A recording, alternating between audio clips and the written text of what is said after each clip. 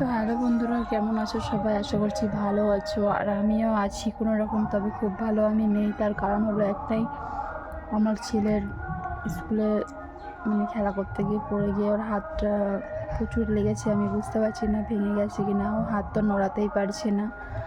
আর হাত যখন নড়াতে পারছে না, তার জন্য কালকে আমি দুপুরবেলা হসপিটাল নিয়ে গেছিলাম স্কুল থেকে বাড়ি আসার পরে।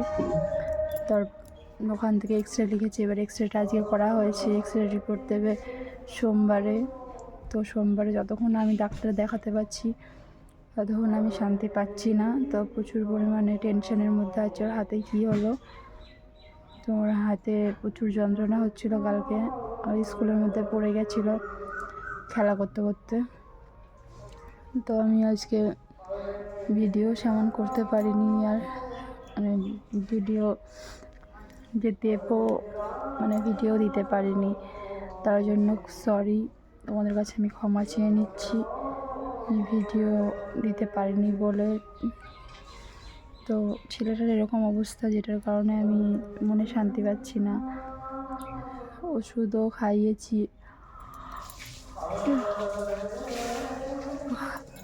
হাতও নড়াতেই পারছে না, যেটার জন্য প্রচুর অসুবিধা হচ্ছে আর কি।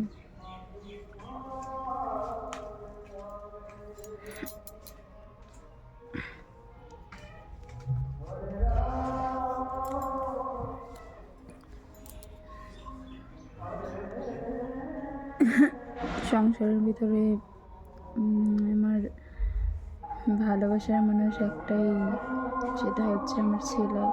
যাকে আমি খুব ভালোবাসি। আর আমার জীবনে সত্যি সেরকম কিছুই হয় সবসময়, যে যখন যে জিনিসটাকে আমি ভালোবাসি, যখন যে জিনিসটাকে আঁকড়ে ধরে বেঁচে থাকতে চাই, তখনই আমার জীবনে সেটা ভালোভাবে সেটা হয় না আর কি।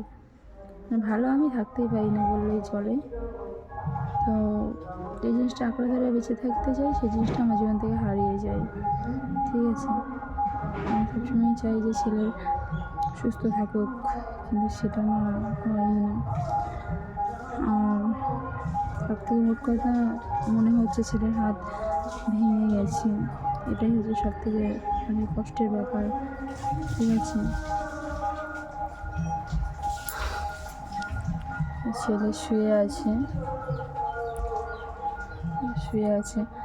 ও আবার ফোন দেখতে না দিলে পরে কাঁদছে, যার কারণে সবসময় ফোন দিয়ে রেখে দিয়েছি।